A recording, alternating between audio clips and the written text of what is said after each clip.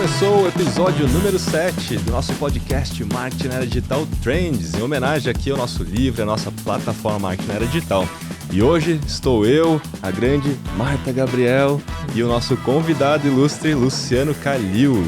E por que o Luciano hoje é o nosso convidado? Porque a gente vai falar do futuro das comunidades digitais.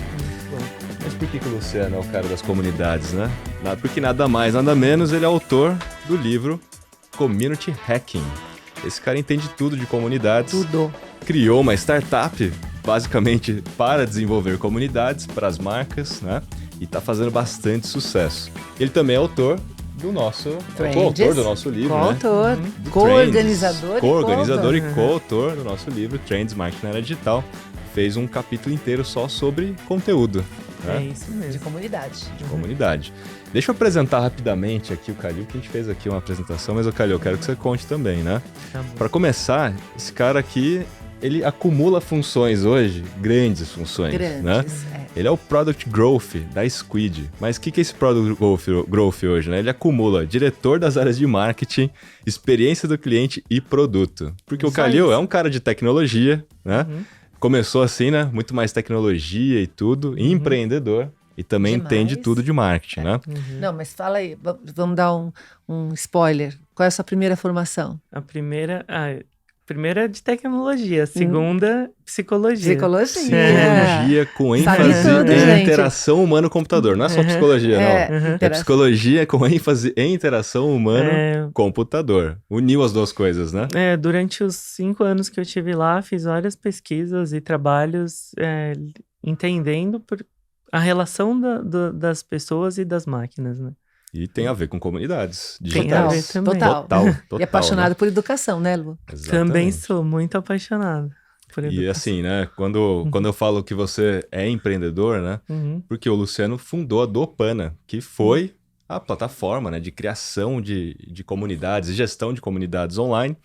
E também você fundou o site PX. Foi. Que criava sites, né? O maior criador de sites da época. Na época que ele foi criado, a gente foi líder no Brasil por 3 anos seguidos. Então, empreendedor serial na área de tecnologia, tá aí há bastante tempo, né? Foi programador com 20 anos de idade e criou tudo isso, né? O site PX do Opana.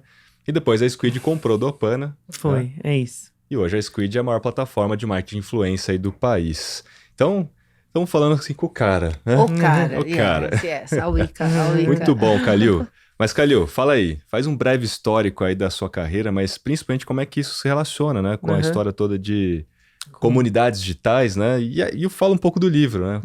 Como é que você jogou na ideia do community hacking, né? Porque tem um pouco do hacking que eu quero saber. É isso. Então, a vida inteira eu trabalhei com a presença de pessoas, marcas e empresas na internet, né? Sempre tive agências de performance e de web, até que isso fez com que um dia eu criasse uma startup de criação de sites, exatamente porque eu não conseguia atender as pequenas empresas, e eu tinha clientes que nem IBM, Caloi, a Pearson, atendia a editora Trip inteira, então atendia grandes empresas e não conseguia atender os pequenos. E aí criei essa startup, sempre com o olhar de como elas podiam estar cada vez mais em evidência. Então, olhando SEO, olhando o que era importante para que ela fosse encontrada, né, no Google, na época, no Google, né? Também existia uma evolução aí, né? Então, o Google, depois o Face, e aí, por um período, a gente achou que o Face ia ser ele ia substituir qualquer ferramenta para qualquer tipo de estratégia em marketing ambiente digital, né? Então, as pessoas tinham as páginas que elas ficavam lutando por seguidores, e aí as pessoas tinham que entrar lá porque ela entregava para esses seguidores de forma orgânica aquele conteúdo. Quando o Face viu que isso não era um bom negócio, ele começou a cobrar para apresentar o conteúdo para quem já seguia as páginas, não fazia mais sentido as pessoas investirem em ter páginas com muitos seguidores e ainda depois ter que investir mais para mostrar o conteúdo para elas. Então, aí a gente passou por essa fase, né, do Face fazendo essa mudança, né, de estratégia, Depois surgiram Instagram e outras redes.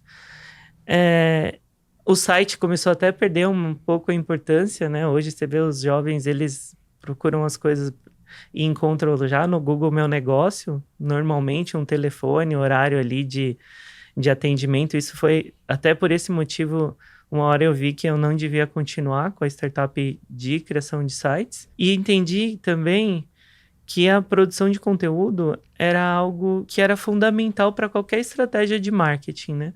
Você entra dentro de uma rede social, você tem que criar muito conteúdo dentro da rede. Se você quiser ter um blog, esse blog ele vai ter que ter muito conteúdo para que o Google entenda que você sabe bastante sobre aquele assunto. Então, você vai ter que ter conteúdo rico, vai ter que ter outros tipos de conteúdo não tão ricos, mas para criar estratégias de PageRank, link building, para apontar para aquele conteúdo maior. Então, comecei a perceber que existia uma necessidade muito grande de criar conteúdo.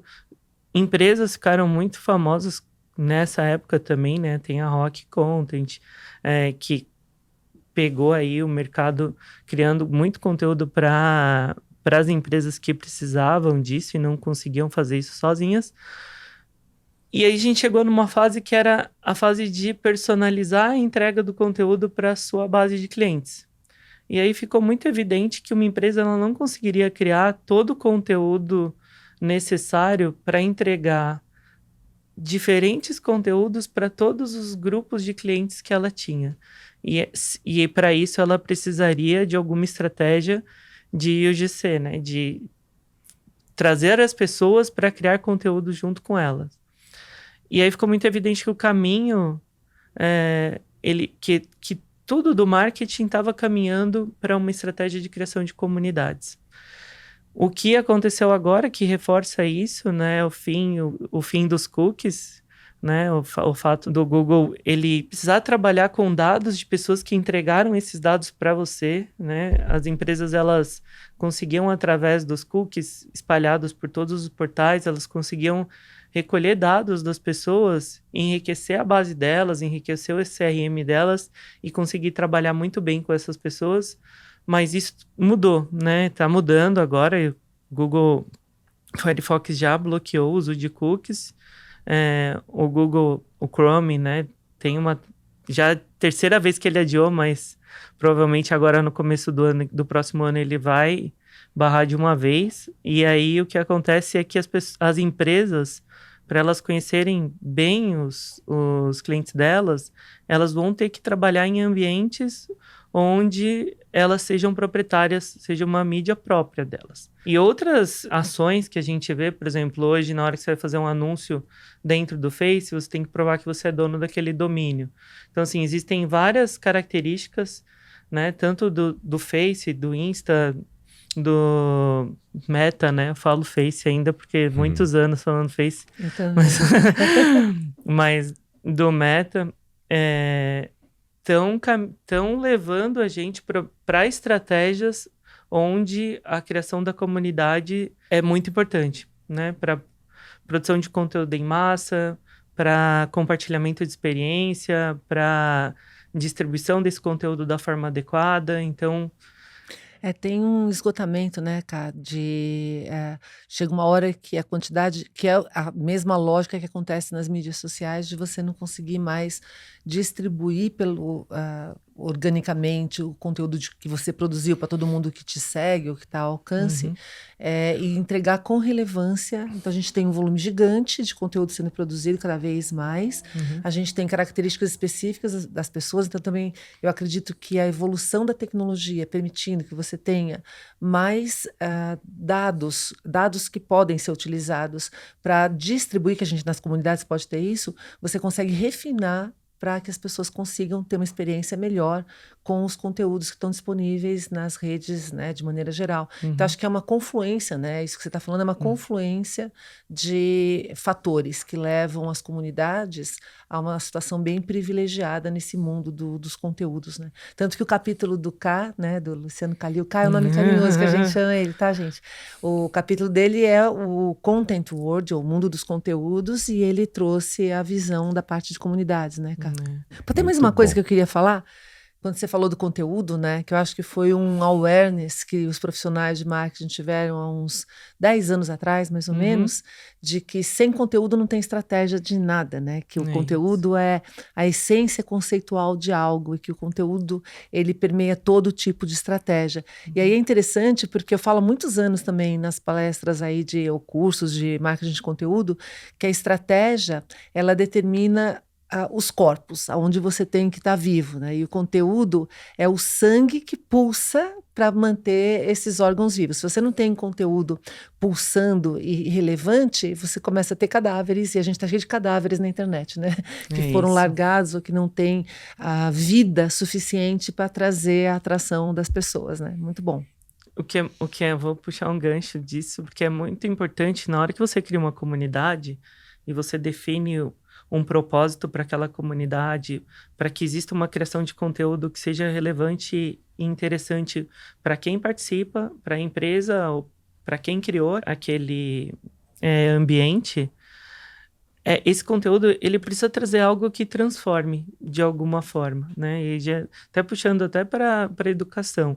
Ele não pode ser um conteúdo simplesmente criado para você indexar bem no Google, né? Ele tem que ter ele tem que ser relevante. E quando você cria uma comunidade com pessoas que são daquele nicho e elas estão discutindo sobre aquele assunto, então, por exemplo, a gente tem uma comunidade. Vou dar alguns exemplos, tá? Tipo, a gente criou uma época a comunidade para o Sebrae. Eu ajudei por 2 anos eles. Eles conseguiram convidar clientes e consultores para escrever dentro desse ambiente. E aí os consultores de agronegócio escreviam dentro de um grupo de agronegócio, os de finanças dentro de finanças, os de turismo dentro de turismo. Só que eram pessoas que vivenciavam aquilo todo dia. Não era um jornalista... claro que não estou dizendo mal, tá? Estou dizendo que era uma pessoa que tinha a dor, tinha a uma dor outra daquele... visão, né? É uma outra visão que eles trazem, né? E aí o que acontece? Ele criava um conteúdo que fazia diferença para quem estava lendo. Então a gente chegou a ter, para vocês terem uma ideia, antes de criar a comunidade, esse Sebrae, que era o Sebrae específico do Paraná, ele tinha 8 conteúdos produzidos por mês. E esses conteúdos eram sobre finanças, como precificar, como aumentar o lucro. Quando eles criaram as comunidades e os consultores e clientes começaram a escrever, eram mais de 400 conteúdos por mês. Tipo, todos os grupos eram muito bem indexados dentro do Google. Isso trazia muita visita para dentro do ambiente e todo mundo ganhava, porque o consultor que escrevia ganhava visibilidade e as pessoas iam no Sebrae querer contratar aquele consultor que escrevia. O cliente que escrevia ganhava cliente, se posicionava dentro do grupo dele e ficava mais conhecido. O Sebrae ganhava com isso porque ele vendia mais consultoria, crescia e entregava conteúdo de qualidade educacional, que é uma das metas do Sebrae. Então, assim, quando você consegue unir todos os elementos, fica tudo muito fácil, né, na comunidade. Aí existia um sistema de entrega de conteúdo por e-mail, de forma personalizada. Então, se você era uma pessoa que estava num grupo de agro, o seu newsletter vinha com conteúdos que tinham ligação com agro, o que saiu de novo. Você não ficava recebendo conteúdos de turismo se você fosse uma pessoa de agro. Então, assim, veja só, a gente está falando de várias empresas aqui. A gente está falando de sistemas de inbound que podem ser automatizados com conteúdos criados por pessoas. A gente está falando de produção de conteúdo. A gente está falando... Essas pessoas que produziam esses conteúdos, elas ficavam tão orgulhosas de ter escrito e ter passado pela moderação que elas publicavam nas redes sociais delas. E aí, imagina, então o conteúdo ele ultrapassa os limites da comunidade, daquela comunidade, e ele vai para as redes sociais e as pessoas espalham esse conteúdo e trazem mais gente para dentro do ambiente. Então a gente traz fluxo para a comunidade vindo das redes sociais dos membros, vindo de SEO. Então, assim, é muito incrível na hora que a gente faz uma estratégia. Você sabia, Ká, que isso que você está falando me lembra de 2 coisas, né? Uma, que é um dos principais motivos para alguém compartilhar qualquer coisa. Por que as pessoas, em última instância, compartilham alguma coisa? pensa, né? Não importa o que seja, uma coisa que você produziu ou que outro produziu, você compartilha para ficar bem na fita. A gente sempre quer Moeda ganhar. social. Você quer ganhar, eu tô legal. E aí, quando você dá essa oportunidade para que as pessoas... Isso também acontece não só com o UGC ou UGC, mas com qualquer tipo de conteúdo. Quando você dá a estrutura para isso, aí eu acho que a gente pode entrar até na questão do que é uma comunidade, o que diferencia tudo, mas quando você dá essa oportunidade, você realmente permite que o conteúdo ganhe vida e atinja todos os lugares possíveis que ele pode atingir. E a outra coisa legal que também a sua fala me traz, a lembrança, é que eu lembro desde o comecinho de SEO, né, um dos argumentos que eu sempre falava era... você não está otimizando para o algoritmo, você está otimizando para o usuário, para as pessoas, porque não adianta você fazer uma coisa que você precisa, obviamente, considerar a estratégia do algoritmo, mas, em última instância, é a pessoa do lado de lá que vai engajar. Até eu gosto de fazer uma comparação que é assim, você consegue arrastar um cavalo para a beira do rio, mas você não consegue obrigar ele a beber água.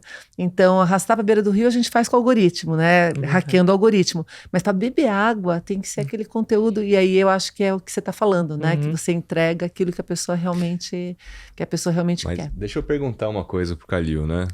Porque a gente já começou falando já dando entrou, exemplos. Mas eu queria, assim, vamos deixar um pouco mais claro para quem está assistindo ou ouvindo a gente, né? O que de fato são comunidades digitais, como isso se diferencia, de repente, de um grupo, né? Do WhatsApp, do Telegram. Rede social. E principalmente, por que você considera isso uma tendência? A gente pode ter comunidades que iniciam em grupos, né? Em grupos do WhatsApp, em grupos no Facebook.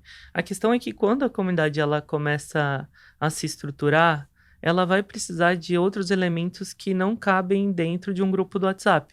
Você vai precisar... Se você está compartilhando texto de qualidade ou conteúdo de qualidade, é muito difícil você fazer buscas. A indexação desses ambientes ela não é adequada. Na hora que a comunidade começar a crescer um pouco mais, você vai precisar de eventos. Então, você vai precisar organizar esses eventos. Quem vai, não vai, se é presencial, se não é.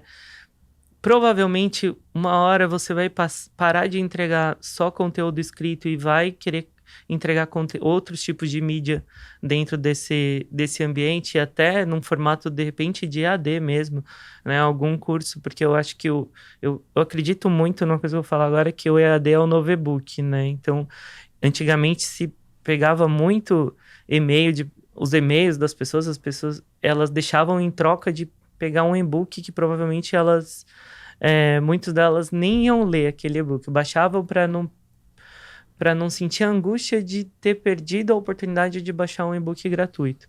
Mas quando a gente entrega um EAD, com toda a metodologia, aulas rápidas, tudo, e que transforma aquela pessoa da comunidade,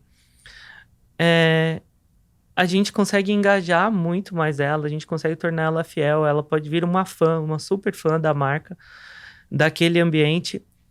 E aí isso tudo não é possível dentro de um ambiente de um mensageiro. O mensageiro ele pode ser útil para a gente entregar um push, para a pessoa receber uma notificação que algo novo surgiu dentro de um ambiente de uma comunidade, mas não é só o mensageiro. Provavelmente ou você vai ter um sistema próprio para isso, ou você vai ter que ter um conjunto de plataformas para conseguir estabelecer todos os encontros necessários com aquele grupo. Mas, cara, acho que a gente podia dar um passinho para trás, né? O que é uma comunidade? Porque quando a gente fala que num grupo de WhatsApp ou numa grupo de LinkedIn, Facebook, a gente não tem as funcionalidades de uma comunidade, pressupõe que a gente precisa de algumas coisas. Então, o que é uma comunidade, na realidade? Quais são as características? Uma comunidade é um grupo de pessoas, né? Que elas ligadas por um propósito, por um propósito comum. E aí a gente tem diferentes tipos de comunidade que a gente pode falar aqui, de produto, de suporte. comunidades mesmo que na são... vida, a gente tem comunidades de lazer, comunidades familiares, comunidades geográficas, né, que também tem. Também. Ou seja, você tem algumas objetivos em comum, independente de você gostar de quem está junto com você, né? Isso eu acho que é uma das características mais interessantes da comunidade. E a colaboração, né? A colaboração, você precisa colaborar. A característica é a colaboração, assim, não é um ambiente monólogo, né? É um ambiente onde todo mundo precisa contribuir para aquele propósito acontecer. É isso mesmo. E para ganhar, você não consegue numa comunidade ganhar relevância se você não participar da comunidade, né? Então, tem várias características que, se você for olhar, incentiva a contribuição de todos para que todos consigam receber algo. E isso é diferente das estratégias que a gente tem só em grupos. Ou, até eu brincava que em grupo, às vezes, você fica só recebendo coisa, né? Em comunidade, você precisa participar. Normalmente, esse é também fundamental o papel de um community manager, que ele vai fazer ele fomenta, toda essa... Né? Ele é um anfitrião, né? Então, a hora que você entrou dentro desse ambiente, ele vai te apresentar o ambiente, vai falar como que acontecem as coisas lá, vai te fazer alguns tipos de apresentação, vai ter algum tipo de jornada para te trazer para dentro daquele ambiente, te apresentar, você entender se faz sentido para você estar ali dentro. E aí se dá todo o engajamento das pessoas ali dentro. Community Manager, a gente poderia fazer uma associação de um tutor, né? Ou alguém aquele cara que anima a festa, né? Que ele consegue fazer a pessoa certa, dançar com a pessoa certa, que ele incentiva as pessoas a saírem da cadeira para fazer a dança. Dos papéis que ele tem, além de fazer essa introdução inicial do ambiente, eu acho um fator muito importante, o que esse cara tem que ficar muito preocupado o tempo inteiro em fazer com que aquela comunidade ela mantenha o diálogo dentro de coisas que são importantes para todos os membros. Isso. Né? Não permitir que vire um ambiente para falar de autopromoção. Política, autopromoção, né? Que é o que mais acontece em grupos até, né? É isso mesmo. Autopromoção, não desviar, fake news. Essa pessoa, ela vai manter a qualidade do ambiente para que as pessoas continuem participando ali dentro.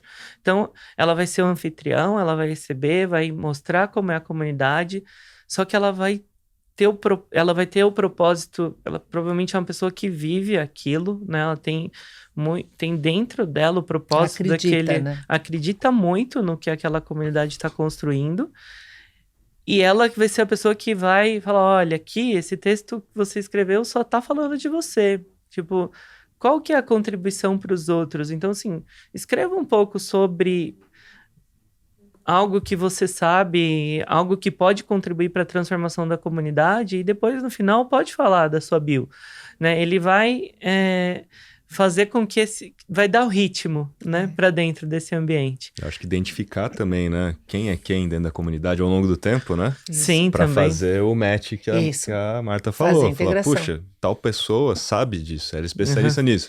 E a pessoa está com dúvida, né? Fazer as coisas acontecerem. Tem uma coisa que eu acho interessante de comunidade também, é que quanto melhor uma comunidade, mais ela desenvolve cada membro, né? Todos. Isso acontece em família, né? Quanto mais uma família ela se entrosa, se integra, se entende, você consegue ajudar o outro. E tem uma frase do Taleb que eu adoro, que ele fala assim, que uma sociedade ela é tão desenvolvida ou ela é tão boa quanto ela trata os membros mais prejudicados, mais vulneráveis, né? Ou seja, a gente é humano porque a gente resgata as pessoas, a gente não deixa as pessoas para trás. Então, acaba sendo o Institute for the Future, ele fala que o futuro, para existir, para nós humanos, precisa ter comunidade, sustentabilidade, diversidade. Que, se você for olhar, diversidade é a base da comunidade, nós somos diferentes. A sustentabilidade é fundamental para que o humano continue existindo, e a comunidade é a cola desse processo, né? É a cola desse processo do futuro. Então, o Calil estava falando dos tipos de comunidade, né? E eu tenho uma colinha aqui, Calil, que eu trouxe aqui alguns tipos, né? Possíveis, na verdade, assim, né? A criatividade também não tem limite, né? Você pode criar o tipo que você quiser. Mas você falou, né, de comunidade de produto, que é uma comunidade, por exemplo, da Lego, né? De ideação da Lego. Onde você tem realmente uma comunidade que a galera cria novos produtos para a Lego vai lá, deixa que realmente os fãs, né, decidam, e aí eles lançam versões temporárias, né? De produtos. Edição limitada, Vários né? produtos foram criados na comunidade da Na Lego. comunidade, né? Nesse caso específico, nesse exemplo que você trouxe, a Lego, ela é muito interessante como que uma comunidade pode substituir um departamento de pesquisa. De pesquisa e Né? desenvolvimento. De desenvolvimento de uma empresa do tamanho da Lego. Então, sim, tem vários casos de produtos que foram criados pela comunidade. Big Bang Theory, tipo, da NASA. Teve uma pessoa da NASA que foi lá um dia e falou, por que não criam um Lego desse foguete? Agora eu não vou lembrar o nome. O do robozinho de Marte lá, né? Isso, agora tem várias, né? E aí, foi top, tipo, foi um dos campeões de venda na Amazon, um produto criado pela comunidade. Então, assim... É o Open Innovation, né, Open Caio? Innovation. Você coloca... Isso é um ponto legal, né, É o de Open falar. Innovation, exatamente. Você pode funcionar como Open Innovation. Tem várias características, né? O Open Innovation, crowdsourcing, né? Porque, de alguma maneira, você pode trazer, né, especialistas ou até gente que vai lá e contribui para construir aquele produto mesmo, financiando aquilo, né? Não só a empresa, né? E ali é um puta teste, né, cara, de mercado, porque você já tem um monte de voto para aquele produto. Você pode aplicar o Open Innovation na essência, porque você pode ter crowdfunding, crowdvoting, de ideias, né, crowdsourcing.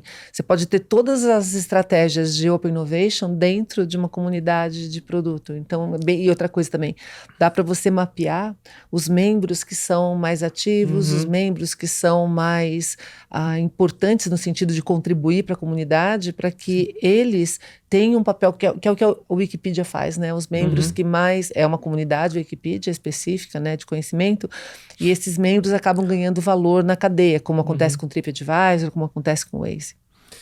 Então, assim, a gente tem essas comunidades de produto. Só um ponto antes da Lego, eles têm mais de 1 milhão de pessoas dentro da comunidade. Para um produto ser produzido, ele precisa de 10 mil votos. Então, é uma comunidade super engajada também.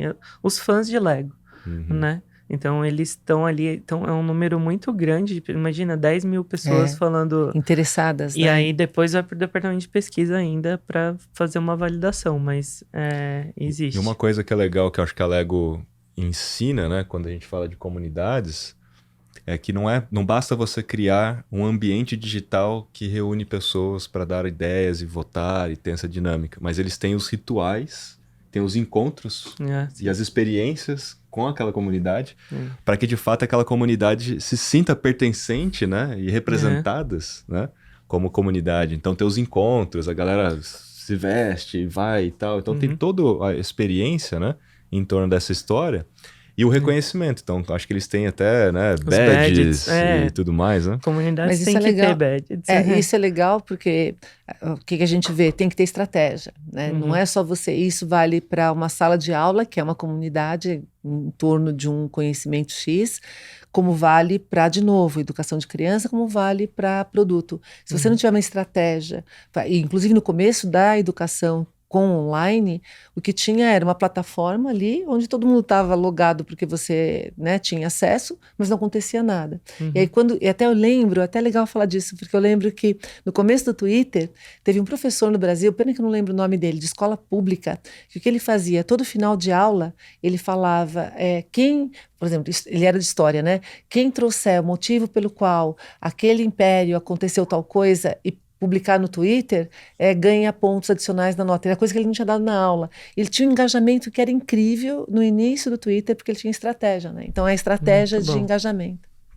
Temos comunidades também de sucesso, por exemplo, da Salesforce, né? O Trailblazers, que tem um evento gigantesco, né? Que é mais uma dessa história, né? Incrível. Marketing era digital. Como é que funcionam as comunidades de sucesso? Essa da Trailblazer, ela tem que estar sempre em qualquer tipo de pitch de alguém falando sobre comunidade. Se não falar da Trailblazer, não estudou direito ainda. Porque foi muito incrível como eles criaram. Eles um dia foram no LinkedIn e perceberam que tinham 300 mil vagas que necessitavam de conhecimento de Salesforce. Eles perceberam que eles não iam conseguir treinar 1 milhão de pessoas para preencher essas 300 mil vagas. Eles iam treinar muito mais gente para ter um corte. E eles falaram, é impossível, a gente não dá conta disso. E eles entenderam que o caminho para espalhar o conhecimento sobre o Salesforce teria que ser através de uma comunidade.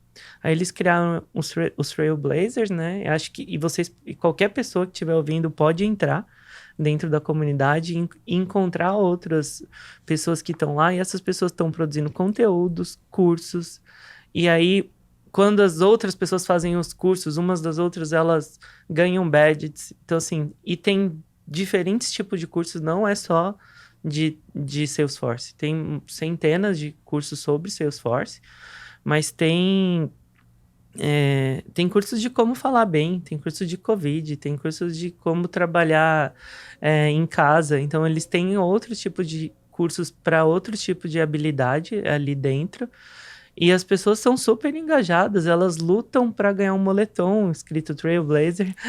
Tipo... Esse é um ponto, né? Tem que ter essa sensação de pertencimento, né? Sim. Quando a gente fala de comunidade, assim, né? As pessoas... A gente, por exemplo, criou os insiders. Isso, então, exatamente. as pessoas querem mostrar que elas são insiders, né? Isso é um elemento importante, né? Muito importante.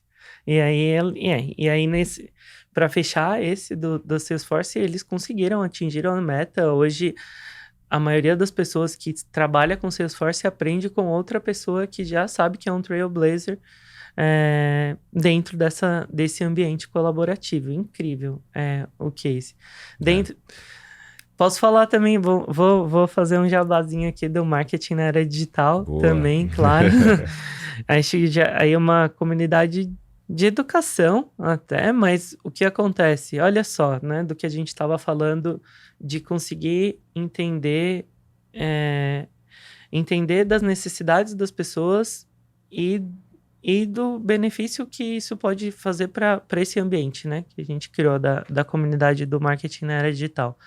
Hoje a gente tem lá mais de 1.600 conteúdos produzidos por alunos. Então, o que acontece? Os alunos fazem o curso da Jornada Insider.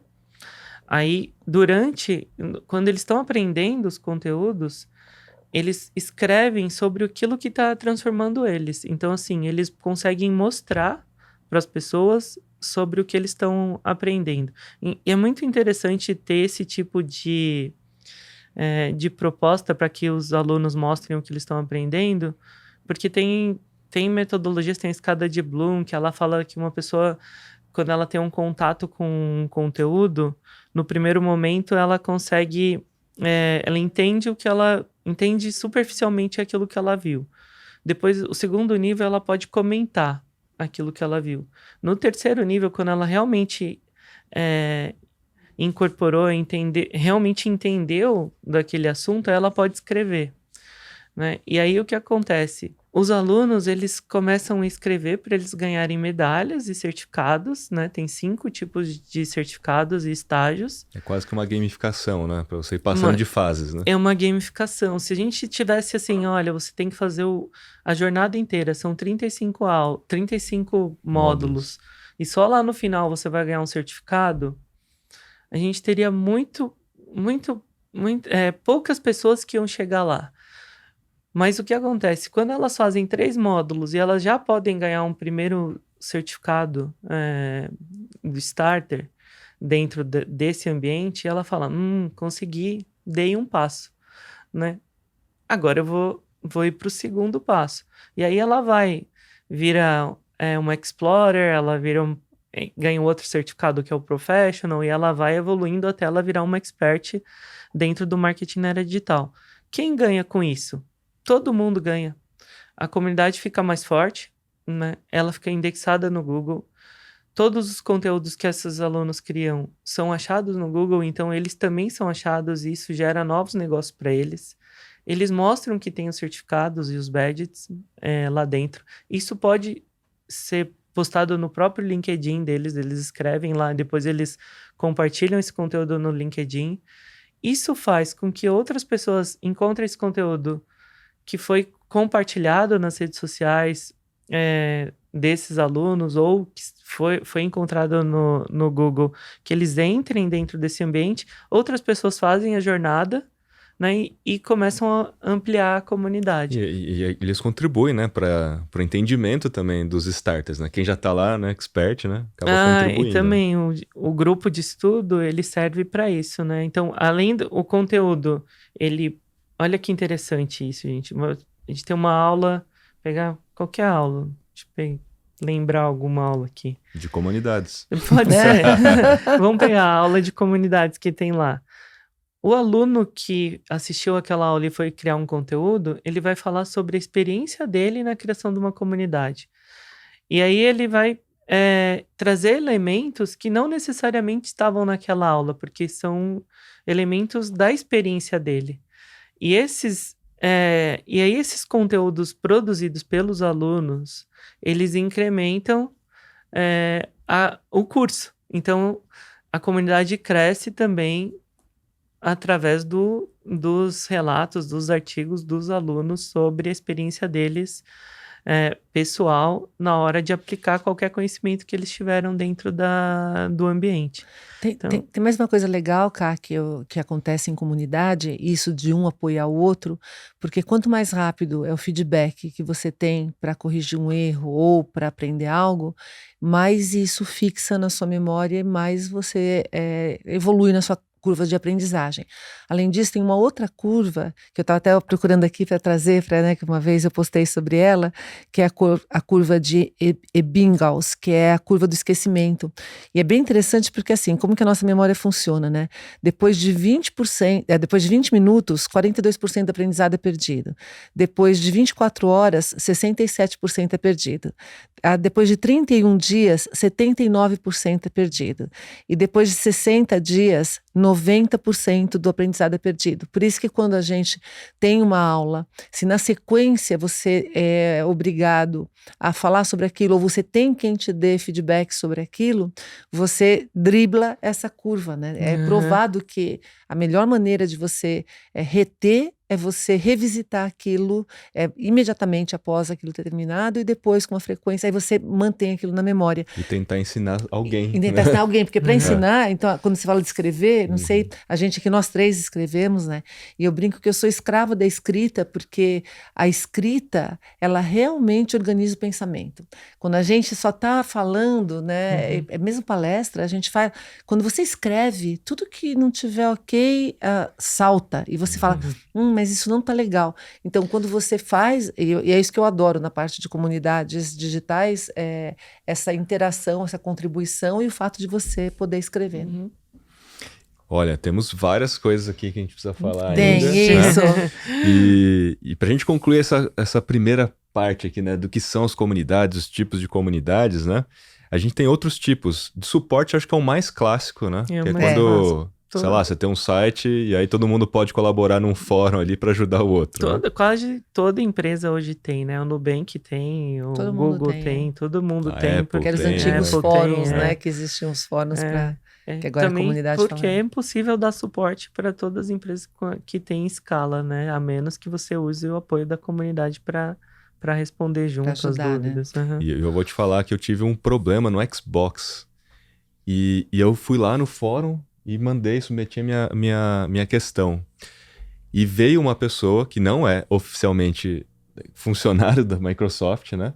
E veio e me mandou um e-mail e pediu para eu avaliar o suporte dela, porque isso valia pontos dentro do sistema de suporte. Que legal. E ele ganha benefícios, né? Aquela pessoa ganha benefícios perante a Microsoft. Ela não é funcionário, mas tem seus benefícios, né? Que legal. Então tem todo um processo de atendimento, né? Que eles levam a sério, o negócio é sério. Né? Tem que ter estratégia, né? É muito legal. Sistema acompanhando. E tem um tipo aqui de comunidade que para mim, assim, é uma das coisas que eu não tinha pensado muito sobre, é a comunidade de aquisição. E aí tem um case super bacana que é da Sephora, né? Chama Beauty Insider. Olha os insiders aí. Beauty Insider, né? E eles trazem tanto os clientes, né? Os consumidores, e trazem também influenciadores, creators que sabem sobre, né? Maquiagem e tudo mais para contribuir. Só que isso tudo serve para vender mais produtos, né? Esse case, gente, quem tá ouvindo agora, entra no site da Sephora, .com, né, tem que ser o internacional, e lá em cima no menu tem a palavrinha community, clica ali, você vai ver que são mais de 6 milhões de membros já hoje. Sempre tem 5 ou 6 milhões, 5 milhões e 800 mil, alguma coisa assim, da última vez que eu vi. Sempre tem 60 mil pessoas online, é incrível. E aí, a produção do conteúdo, se vocês entrarem no feed, vocês vão ver que, assim, é um conteúdo por segundo. E são pessoas falando sobre as coisas que elas compraram, como elas estão aplicando, como avaliando estão o produto, usando. fazendo review e dando tutorial, né? Quanta informação essa empresa tem gerado pela comunidade? Tipo, que produtos ela deve comprar mais? Qual ela deve deixar de comprar? As pessoas vão para lá e elas falam tudo. Elas mostram fotos. Elas são vendedoras, né, online. Então, elas ajudam a vender mais. Elas ajudam a empresa com inteligência, né, com BI. E você tem um fórum de pesquisa em real time, né? E que você consegue avaliar a comunicação, logística, entrega, tudo. Ou seja, qualquer tipo de informação que tem ali. E dá para triar isso com sistemas também, né? Os sistemas podem buscar palavras específicas, ganha inteligência, BI. Imagina, é o futuro todo e-commerce. Aí, gente, qualquer pessoa que tem um e-commerce entra dentro desse ambiente e vê como você pode criar uma comunidade baseada nos produtos, no nicho que você trabalha. Se você criar um propósito e se você conseguir fazer com que os seus clientes entendam que aquele pode ser um ambiente transformador para ele, você fez tudo. Mas aí eu acho que vem um ponto que a gente pode falar aqui, né? Para você ter uma comunidade, você tem que ter realmente um objetivo em comum, algo diferencial, né? Se você não tiver, você não engaja você. E quanto mais esse diferencial for grande, mais você tem engajamento, né? Maior engajamento, porque você não encontra em outro lugar. Então, e o reconhecimento, né? Eu acho que esse é um elemento, né? Que faz o que faz as pessoas estarem lá e não em outro lugar, né? É porque ali a Sephora oficialmente está reconhecendo aquele consumidor pelo tutorial ou pela avaliação que ele fez, né? E sabe o que é interessante? Teve uma outra comunidade que eu fiz parte, né? Que a produção do conteúdo era essencialmente das pessoas, dos membros. Um dia o dono da comunidade falou assim, tem 50 conteúdos por mês, vou pôr aí no meio uns 50 conteúdos produzidos porque eu vou pagar para serem produzidos. Gente, no mês seguinte, as pessoas que começaram a entrar e ler aqueles conteúdos não se identificavam, não era um conteúdo que tinha o mesmo jeito, o mesmo tom dos membros da comunidade, eram pesquisas, eram conteúdos densos, as pessoas ficavam tímidas de produzir conteúdo. Você inibe, né? Exatamente. Inibiu, e aí o que aconteceu? A gente tinha uma escadinha que estava super linda, tipo 8 conteúdos por mês, 20, 50, aí quando ele fez essa ação, caiu de novo para 20 conteúdos. Aí a gente parou de pôr qualquer conteúdo que não era produzido pelos membros e voltou com essa estratégia. Então, assim, é muito importante tomar esse cuidado de que aquele conteúdo ele tem que ser autêntico e ele tem que fazer sentido para quem é membro daquela comunidade. Aí é bem legal a gente voltar, dar um passo atrás, né? Quando a gente fala de engajamento. Antes do digital, a gente falava isso. Quem que tem que vender em loja de surfista? Um surfista. Quem vende em loja de senhoras? Uma senhora. Quem vende em loja... Tem que ser a pessoa que se identifica com aquilo. Então, porque senão ela não vai dar para o público o conteúdo que faz sentido ou que engaja. Você passa para um outro nível de... Então, aplicando as regras anteriores aqui, a gente vê que funciona. É a tal da veracidade pela experiência, né? Tipo, eu sou como você, eu passei por isso. Isso, né? exatamente. É a veracidade.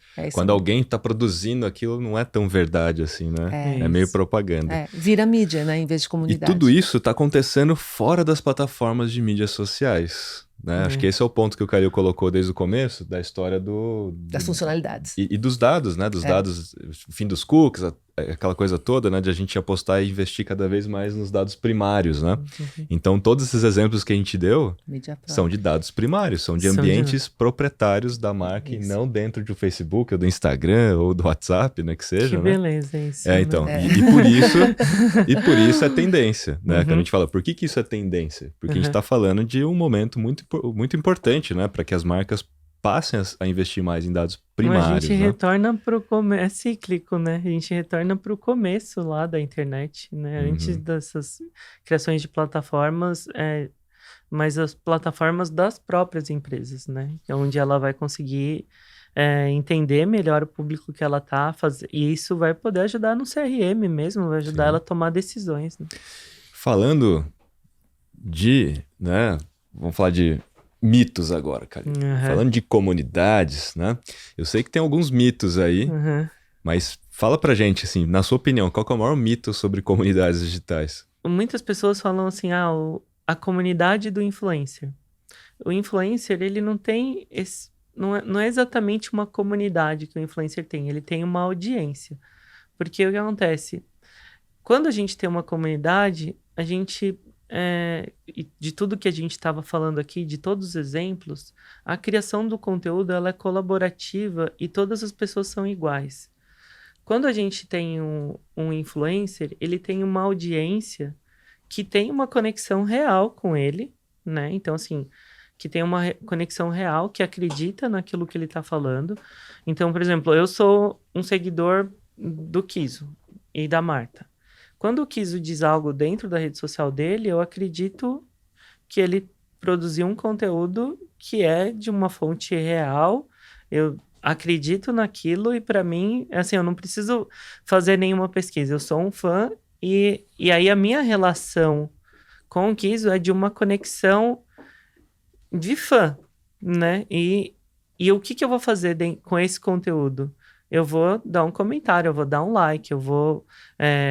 repostar, mas vou mostrar que eu gostei daquele conteúdo que ele produziu, mas eu não ajudei na produção desse conteúdo. Então, não é assim, colaborativo de fato, né? Ele não é... Não tem A colaboração, ela se dá no comentário, mas não na matriz... Tipo, a matriz do conteúdo que é produzido dentro daquela rede, daquele perfil, ela é definida pelo influencer. Então, o que acontece? O influencer, ele tem a audiência. E aí eu ouço muito no mercado falar, a minha comunidade.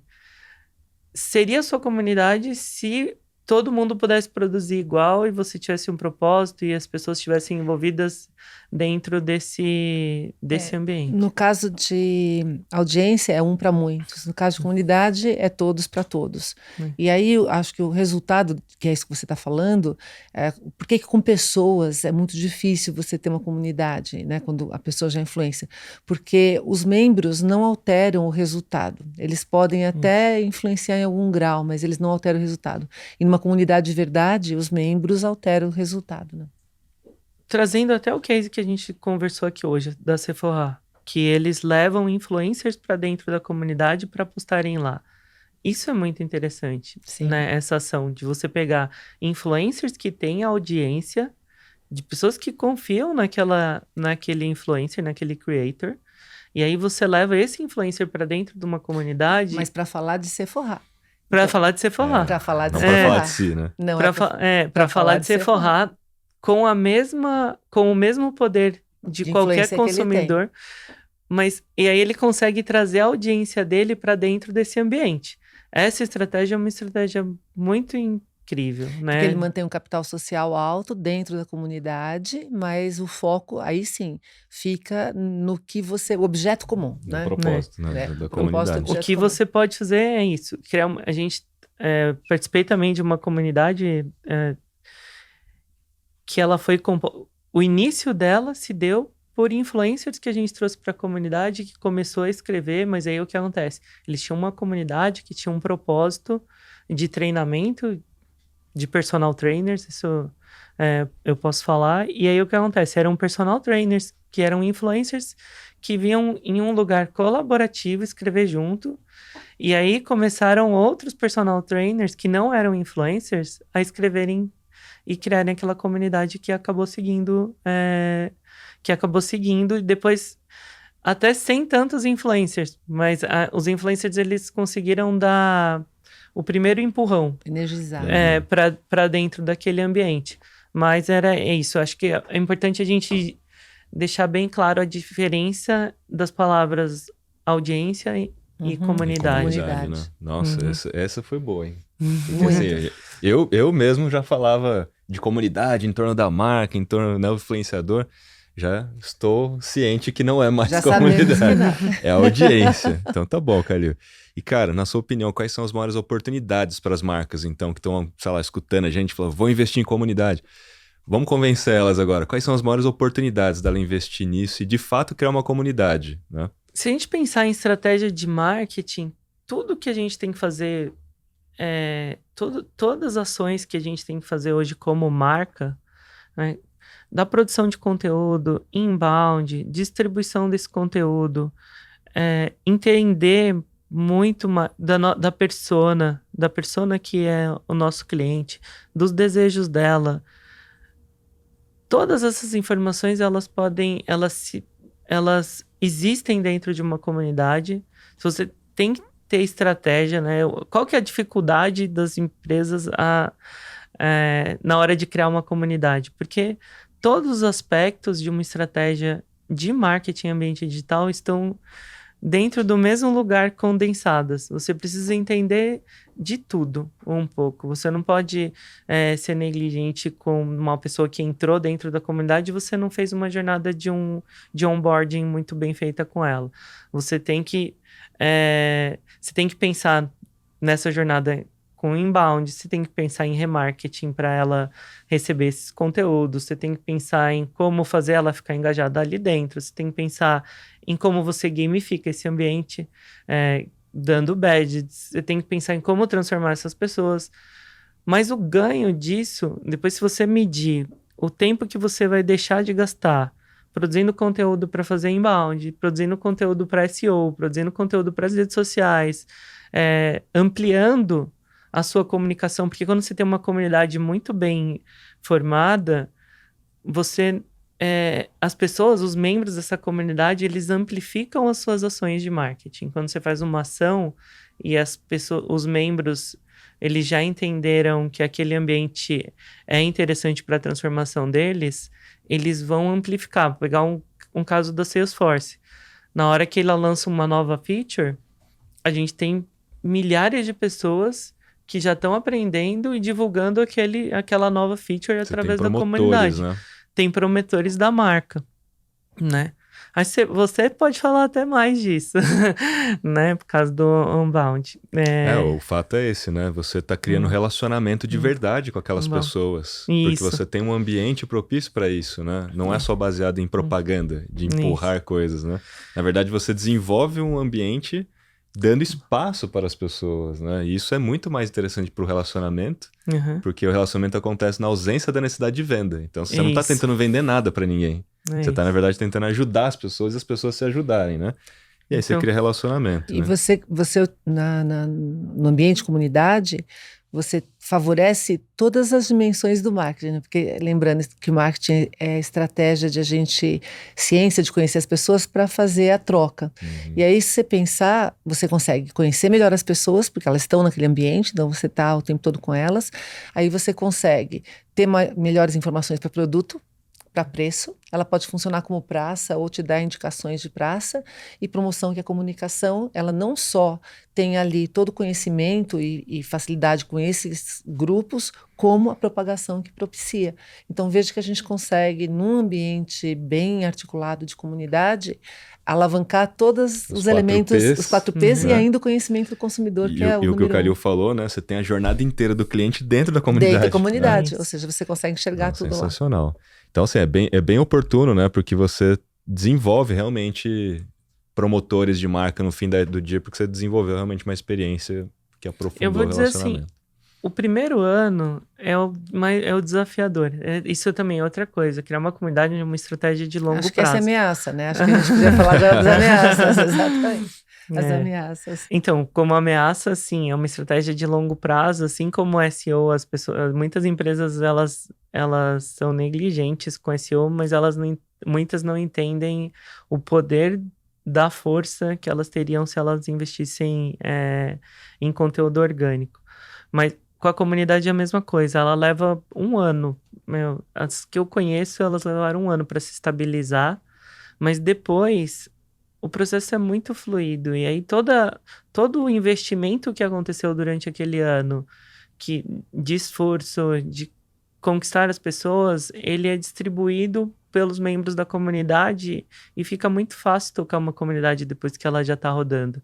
Então, assim, é isso. Acho que a principal ameaça é a pessoa desistir antes da hora. A curva é exponencial. Então, no começo, ela cresce muito devagarzinho, você não consegue perceber. E, de repente, ela vira o cotovelo. E tem coisas como o propósito, né? Participei de uma comunidade de cabeleireiros, em que eles ensinavam sobre colorimetria. O primeiro nome da comunidade era Equipe Valente, porque a pessoa que criou, o sobrenome dela era Valente, e ele falou, as pessoas que vão estar aqui são minha equipe. Cara, ninguém queria escrever. Porque falou assim, eu vou escrever, eu não sou dessa equipe, não. Não faz sentido para mim. Identifica, né? E aí a gente rodou uma pesquisa e entendeu que eles queriam ser educadores da beleza. Esse virou o nome da comunidade. Hoje tem 100 mil pessoas, cursos com 4 mil pessoas online lá debatendo sobre como colorir cabelo. Então, o que acontece? Do Sebrae, o primeiro nome do Sebrae era Clube Sebrae. E a gente começou a entrevistar os empreendedores e falaram, mas clube é onde eu vou no final de semana fazer um churrasco. Eu não quero estar num clube de desconto. Eles não se identificavam. Aí quando virou comunidade Sebrae, deu certo. A gente tem a comunidade Natura. Então, assim, achar o nome, achar o propósito, entender o que as pessoas querem, todo esse trabalho de construção de estratégia, ele não nasce da noite pro dia, e ele é feito também de forma colaborativa, porque conforme as pessoas estão entrando na comunidade, você vai conhecendo cada uma e vai entendendo melhor o que você tem que fazer para aquelas pessoas engajarem. Então, esse trabalho, ele leva realmente um ano, mas depois é muito gratificante. Muito bom. Bom, chegamos num momento super interessante e especial do nosso podcast. Mas dessa vez a gente tem uma surpresa, né? Que é a hora do nosso benefício. Benefício para os ouvintes. Ó. Olha só que nós temos. Chegou a hora dos benefícios aqui. Então, para você que está nos escutando, lembrando algumas coisas, né? Se você assistir a todos os episódios do podcast e fizer um insight, um post marcando Marketing na Era Digital lá no Instagram, você vai estar concorrendo a uma NFT exclusiva, né, que foi lançada em comemoração do livro, do Marketing na Digital Trends. Então tem esse benefício já, que é o benefício durante a nossa temporada aqui. Temporada. Mas hoje temos um outro benefício. Tá vendo esse livro aqui? Maravilhoso. Community Hacking do Luciano Calil. Se você fizer um insight hoje, né, postando aí nos seus stories, onde for, marcando MKT na Era Digital, Marketing na Era Digital, você vai estar concorrendo a esse livro aqui. Vai ser autografado, hein? Autografado. Aqui. Nós três, inclusive. Vamos autografar os três, né? Vamos. Apesar de que o livro é do Calil. Mas a gente autografa também. Mas a gente autografa os três aqui. Você vai estar concorrendo aqui ao livro. livro. E fala qual é o seu arroba, cá, para o pessoal saber, para poder marcar você também. @lucalil e o MKT na Era Digital. Com insights do que o Calil falou no dia de hoje sobre comunidades. Boa, isso aí. Então, dado aqui os benefícios, vamos para a última parte aqui do nosso podcast. É aquela parte onde a gente indica livros, indica filmes, séries e tudo mais. Começando aqui com livros. Obviamente que o livro do Calil está aqui já, né? Já está indicado. A gente já falou, né? Mas o que mais que você tem indicação de livros aí, Calil? Não é jabá. Não é jabá, mas quem não leu ainda tem que ler o Marketing na Era Digital. Porque, como eu expliquei, todas as estratégias, você vai precisar usar um pouco de cada coisa que tem nesse livro na hora de construir a sua estratégia para construir sua comunidade. Ela vai precisar que você entenda desses aspectos, ou você faz a jornada Insider também, né? Também. Então vamos colocar o Oclean de novo, vamos fazer mais uma oferta. Faz aí, Marta. Vamos mais um presente, vamos lá, o Oclean, mais um presente. A Marta é sempre generosa, já tá inventando, vai dar presente para vocês. Quem fizer algum post também vai concorrer aos 10% de desconto, ou a gente dá os 10% para todo mundo quem fizer já tem 10%. Quem fizer, nessa semana de sair o próximo episódio, tem 10% de desconto na jornada Insider. Muito bom. Boa. Tem que ler o livro do Kiz. Tem. Porque ele fala muito sobre esse novo funil, que o funil, ele não acaba na conversão, né? Você explica ou eu explico? Não, você que explica, é sua vez. Mas que depois que você passa pelo awareness, a consideração e a conversão, você tem mais 2 fases, que é a experiência, né, do consumo e depois o compartilhamento disso. E aí tem todo sentido fazer isso dentro de uma comunidade. Esse livro é incrível, gente. É super ilustrado, sou fã. Super ilustrado. Super ilustrado. Muito obrigado pela jabá. Ele continuou com o Ocleans, né, fazendo jabá, tá tudo bem. O Ocleans já é o sinal do jabá. Blitzscaling, que ele vai falar sobre a construção de startups e a importância de se criar comunidades em volta das startups. Gente, se você está criando uma startup, você tem uma ideia nova e você não consegue criar uma comunidade de pessoas que sofrem para aquele problema que você está tentando resolver, você tem que repensar, né, o que você está fazendo. Então, assim, um bom jeito de criar uma comunidade, de criar uma startup é criando uma comunidade em volta dela, e ela vai ajudar muito com que você alcance escala e até comunidades, pode ser a comunidade de suporte, mas podem ter outros tipos de comunidade onde você possa fazer uma coisa muito parecida com o que a Salesforce fez. Tem que achar dor, né? Inclusive, o segundo motivo principal pelo qual as startups fracassam é porque elas fazem algum tipo de coisa que as pessoas não querem. Então, tem que achar dor, né? É isso. Plataforma. Eu acho importante também a gente começar a entender, isso já acontece há alguns anos, mas a gente não precisa criar tudo do zero. Hoje a gente pode, o mundo é o mundo das plataformas, né? O mundo, se a gente pensar até não só em comunidades, mas o Uber, o iFood, o mundo, ele é o mundo das plataformas. Então, assim, como você faz o melhor uso das plataformas que existem, mas esse livro aqui ele é muito importante. E o último... Penúltimo? Penúltimo. O Economics, ele vai falar sobre essa economia colaborativa, como é importante que você tenha esse olhar para a construção colaborativa, como a gente falou da Wikipedia, o YouTube, todas as plataformas também, todas as plataformas de criação de conteúdo, o Instagram, o Face, eles são dessa economia colaborativa. A produção de conteúdo, ela se dá pelas pessoas em todos esses ambientes. Então, assim, é importante a gente estar ligado. Né? Belo exemplo. Na verdade, eles são uma comunidade porque todo mundo colabora para construir o conteúdo dentro deles. Né? Para eles acontecerem, né? Isso mesmo. É uma visão, né? É uma das visões. E o último... A Estrela do Mar e Aranha, gente, esse livro é incrível, acho que faz uns 20 anos já que eu li, e o que ele conta? A história de como que organizações descentralizadas, elas têm um resultado, é muito mais difícil de vencê-las, né, de batê-las. Então, por que é a Estrela do Mar e a Aranha? Porque a aranha, ela tem uma cabeça, se você corta a cabeça, ela morre. A maioria das empresas, ou quando a gente pensa até no influencer, em audiência, se você tira, a pessoa tem um problema, ela parou de fazer alguma coisa, a estrutura vai embora.